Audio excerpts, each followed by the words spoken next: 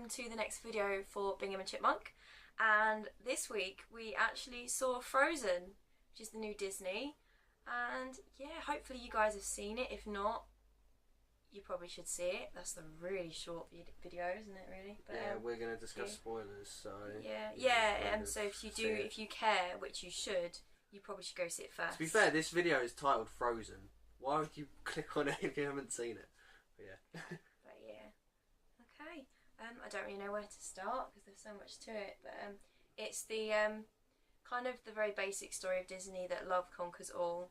And you have the main girl who has magical powers where she can turn everything to ice with her hand. Yeah. And as you would expect, that goes wrong, and she can't quite control them at the beginning of the movie, which is not very nice. She accidentally hurts her sister and decides to hide her powers away from everyone, which we've learned from other films doesn't generally work. No, especially not in Disney. Not in Disney. No. She tried to X-Men it, didn't work. No. Her Rogue tried to do it. What happened? What? In Frozen. In Frozen, she got coronated as the queen because we got shown that her parents died at a shipwreck, and then after she got made queen, her sister decided that after meeting a guy for one day, they were going to get married, and obviously Elsa, the queen, she lost her temper, and then all of a sudden her power went crazy. She ran away. She got away from everyone. There was like ice everywhere. Everyone turned against her. She ran. Ice. It was crazy. It was so crazy amounts of ice.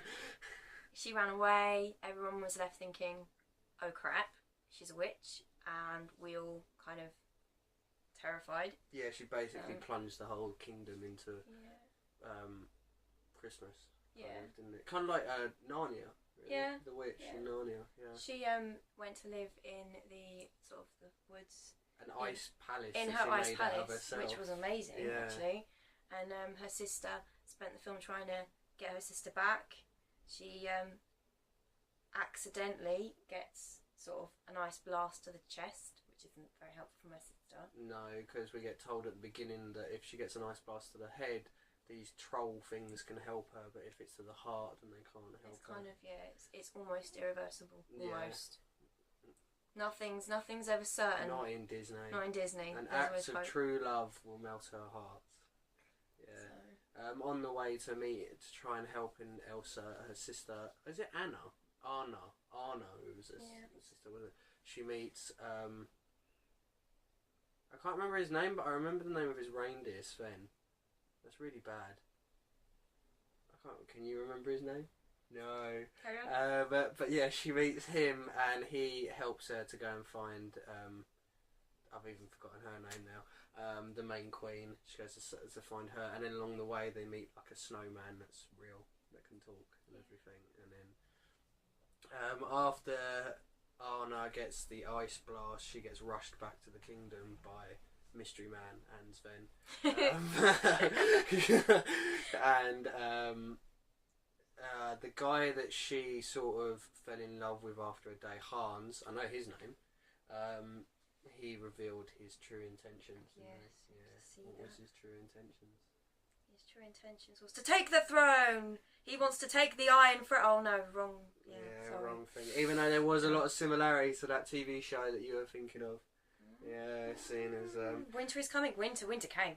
Yeah, in this program, Get well. Because I can't remember what the kingdom was called. It was like Raranhall or something, and it always it reminded me of Harrenhal, which for you Game of Thrones geeks out there, you know that it's a place in Game of Thrones.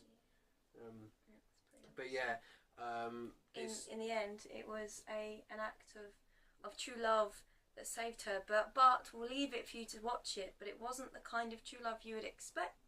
Oh, we're not discussing that true love because I actually really liked that. Yeah. Okay. Go on then. Yeah. Well, whenever you watch Disney, it's always true love's first kiss and all that crap. Well, this time they sort of turned it on its head. It looked like it was going to be true love's first kiss, but then Anna, sacrificed herself to save her sister. Her sister. We'll go with that. And as she did, she got turned into ice.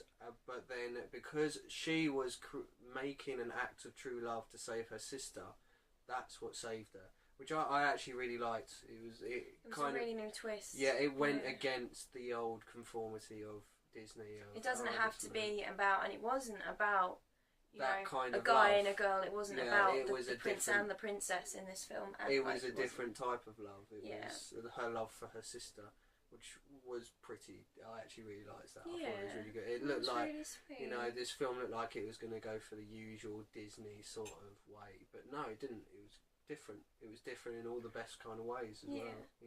It was the same in the best ways, and it was different in the best. I think that's the main thing that I loved about this film because, spoilers. I loved it. One of the best Disney films, I think, in a long, long time. It's definitely, I don't know, if I had to have like a top 5, it'd be in there. Yeah. Like, not just because I've just watched it, but it's so... No, we don't do that. It's up there because it's so... You know what it felt like? As somebody who's still in my 20s, it felt like the Disney Princess movie made for me because I was there for the original Disney princesses. And it's like this character's grown up with me. That the girls in the film, it's kind of like they've become like young adults as well because they're meant to be 20-somethings, aren't they? They're meant to be like 21. Yeah, Elsa, that's her name. She was 21, and I think Anna was like 3 years younger, so she would have been 18. So I grew up with Jasmine and Belle and all the rest of the girls, and now I've got this Disney princess to look up to who is kind of into the same stuff. Like, they sing a song and she's singing about like boys and about chocolate and about dancing, and there's so many stupid jokes in there that are quite immature, and it's just so refreshing to see a princess that's so up to date and so, what's the word I'm thinking of? Likeable, obviously, and she's just so similar, Yeah, I mean, because when we turned off this film, I instantly got Sam here to help me. Well, Chipmunk, sorry. Oh no, the mystique is gone. To look up the last few Disney princesses because I was trying to think that this is a Disney princess that a lot of people can get behind. This is the sort of Disney princess that I remember as a child. I remember Belle, Snow White, Sleeping Beauty, Jasmine, sort of that one. And I think that Disney have tried to recreate that plenty of times. I mean, we've had, looking through it, I mean, I've got a list here. Looking through it, we've had Brave, we've had Tangled, we've had Princess and the Frog, Mulan and Pocahontas. They're like the last 5 Disney princesses that I don't think have cut it. When I liked all of those films except Mulan. But they're not, this is what I was thinking of before, and this is kind of comes into it, they're not relatable. Yeah, that's probably the word you were thinking of. Yeah, it was. Yeah, but, when I think of when I think of Beauty and the Beast and I think of Aladdin and all that lot, I think of a great story with a great princess and great songs and, the great lovable characters and everything. And Brave, Princess and the Frog, they've all tried to recreate it, but they've never got that sort of thing. The last one that you have to go back to is Aladdin, which is like crazy. That's like 94, 95. It's 2014. That's 10 years. 20 years, in fact. And, this is the first one that's kind of created it, which is nice because it's like Disney have been trying so hard to try and find that formula again, and then they finally found it with this film Frozen. By the way, I liked it. It's so up to date though, isn't it? I mean, it's ridiculous that the film could be so relatable when there's ice princesses and reindeer that actually. Well, I guess. I mean, people think the horses understand you. I guess they do, but I mean, this reindeer really understands. And you've got a snowman that's alive. Like, that's not real. Do you not think that? I was thinking all the way through that this is the perfect time to bring out this one, because at the moment one of the most famous programs going on at the moment is Game of Thrones, and a lot of what was going on in this film could be relatable to Game of Thrones. I mean, you've got all the frost, the winter is coming. You've got the one town that sounded like Harrenhal. You've even got which is my only minus to the film is like the fight for the throne. I thought it was kind of relatable to Game of Thrones, which is probably the best time of it coming out because magic and that sort of stuff is really popular at the moment. You know, thanks to Game of Thrones and thanks to The Hobbit even and stuff like that. You know, I think this was the perfect time to bring out a film like this. This is the sort of film that, you know, I'm going to show my daughter. I'm going to get my daughter to watch, you know, sort of thing. I think that it was a really good Disney film. I think it was back to its usual formula. It looks the same. I think I don't know for sure, but I heard somewhere that they've actually, it was animated the same way as the old Disneys. They are actually going back to basics, you know. If they are doing that, then, you know, it showed. I mean, the soundtrack to this film is amazing. It was it's incredible. Brilliant. It's like, literally, as soon as I'd finished watching it, I had to get this soundtrack, and I've been listening to the soundtrack. It's a great soundtrack. Every song was a hit straight away. I mean, it's been beautifully done, and I remember hearing, I heard one of the songs, and I can't remember its name, forgive me, but I was like, that's a familiar voice. This reminds me of a certain musical. Don't Let It Go. Yeah, and it reminded me so much, and there's a lot of themes in there that are very much like Wicked. And then I realised the main girl, whose name is, I've forgotten you just said.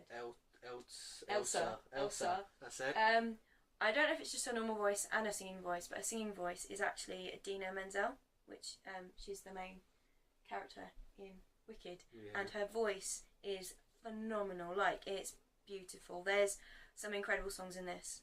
There really are some great songs. There's a song where they duet, and there's harmonies, and it's incredible. Yeah, there's one over song that sort of like goes all the way through called For the First Time Forever, and it is a great song.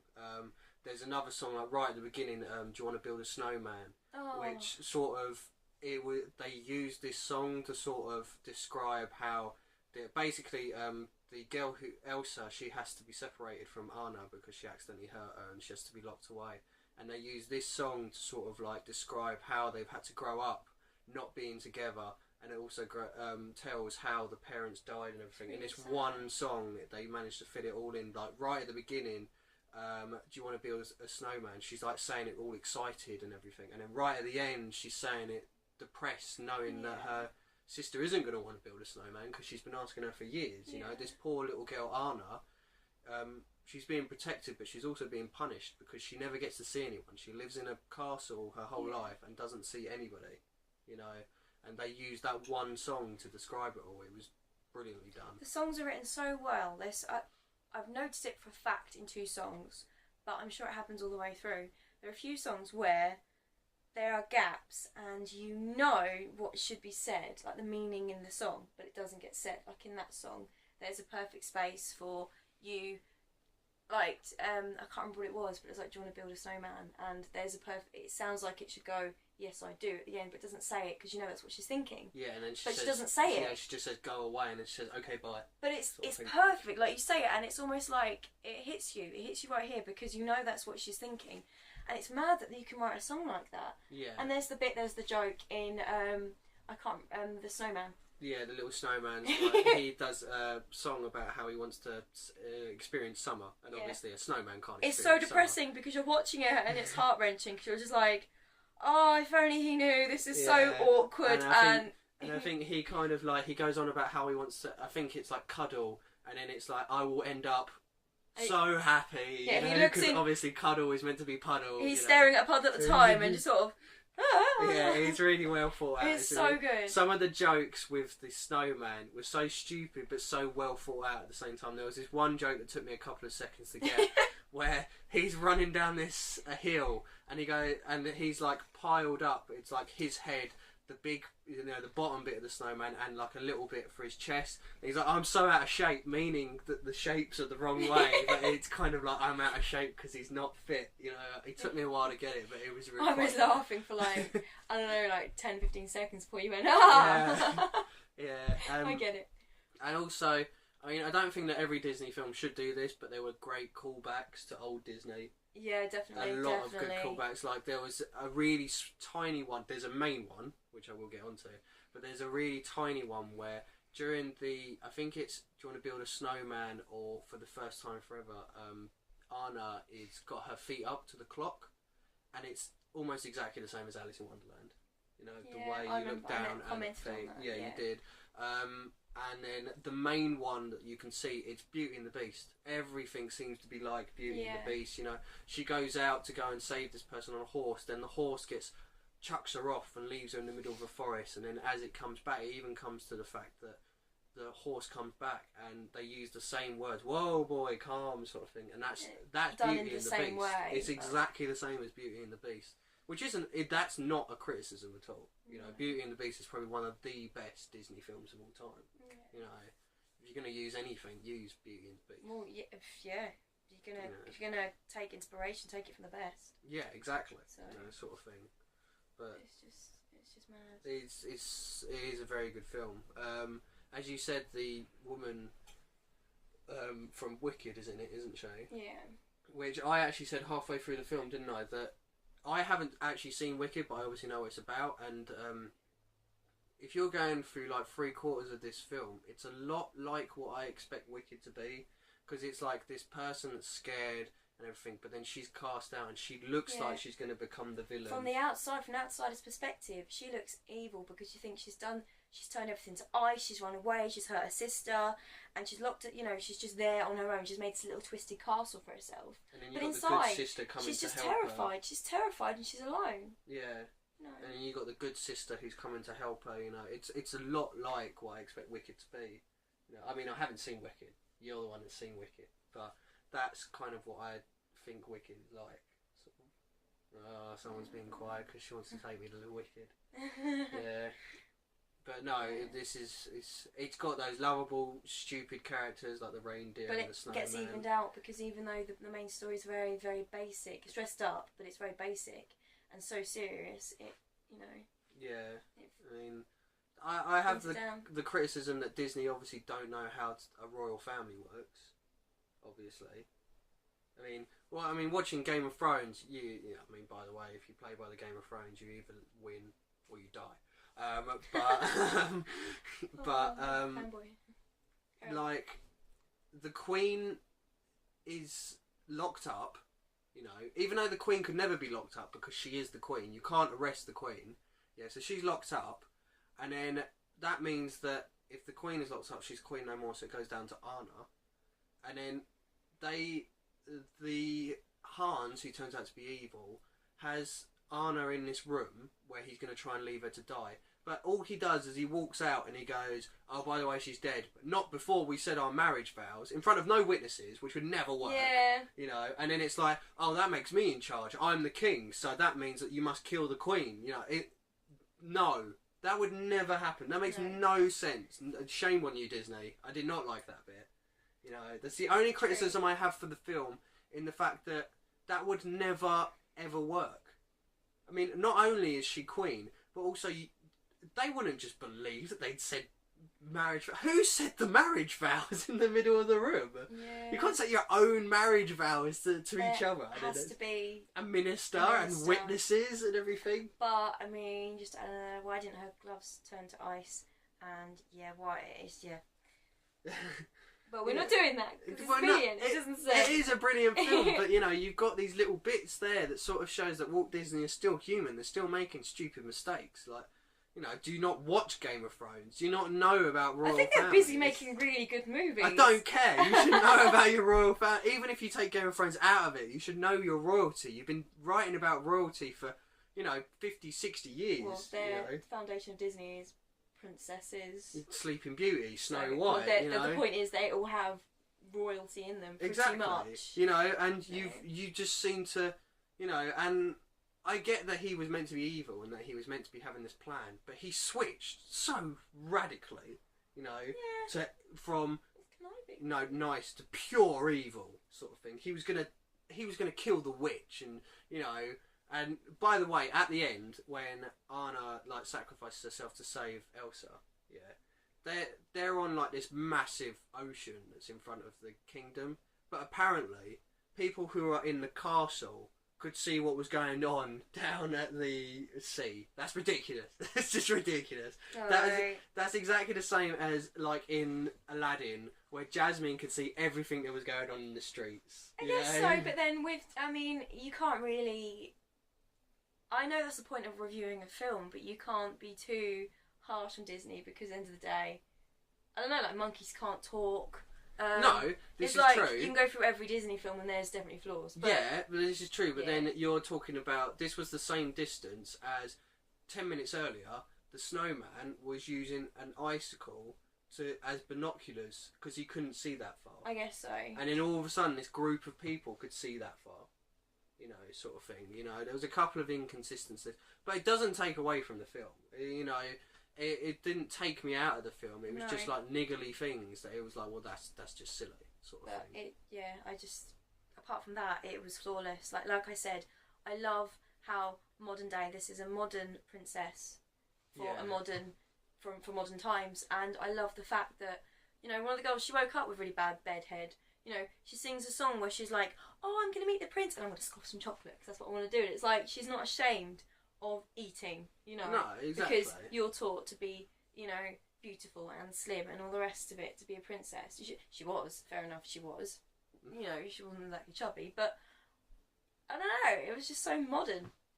I can't get over how much I love that. The fact that it was relatable. I mean, she may as well just develop a mobile phone or something. Like, it was one step away, wasn't it? Yeah. But it was just... It was definitely a step up from their last I few love the way ones. that Disney's going, you know. Yeah, I mean, like, I didn't mind Tangled, but I thought it was alright.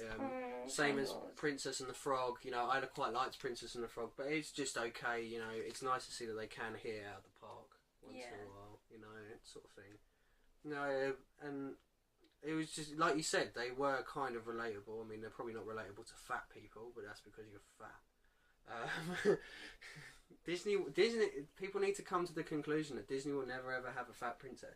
It's not going to happen, you know, sort of thing. DreamWorks does. Yeah, well, that's because DreamWorks like to go through the proper ugly stage of Shrek.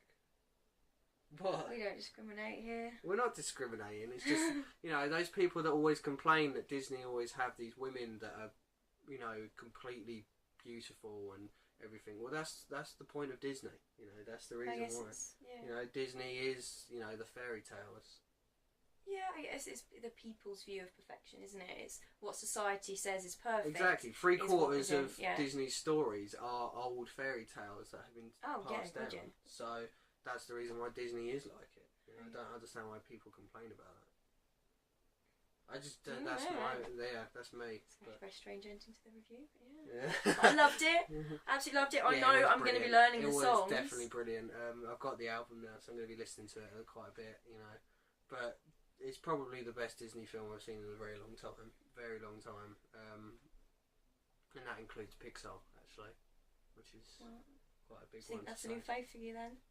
I think it would be a new favourite princess. I mean, I do like Aladdin, I like Beauty and the Beast and that. She's more down to earth though.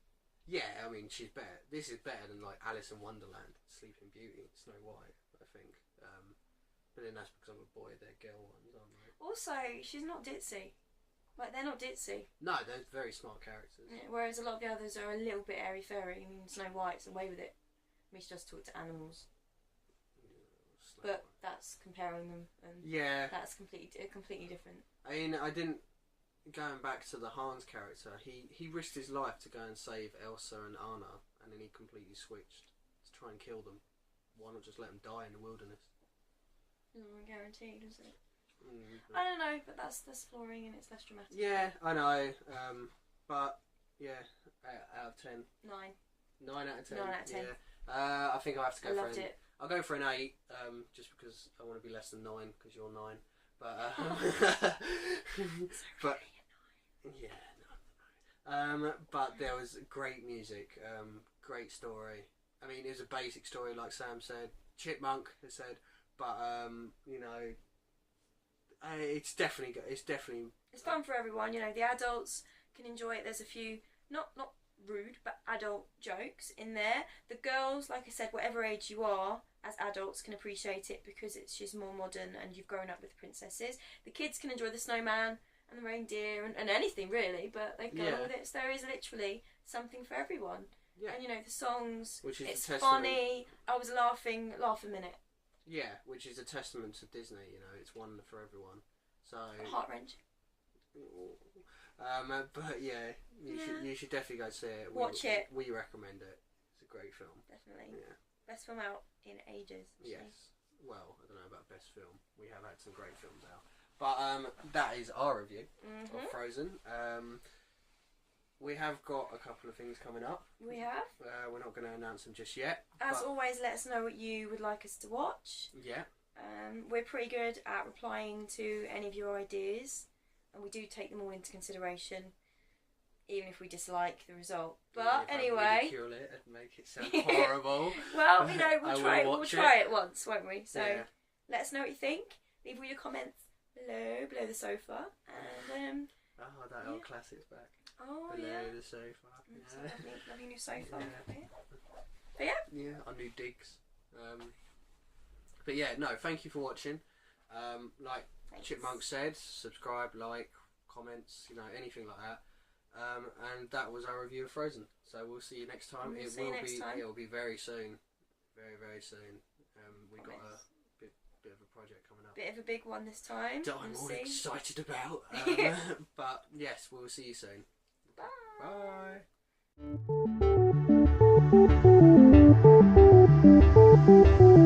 Bye.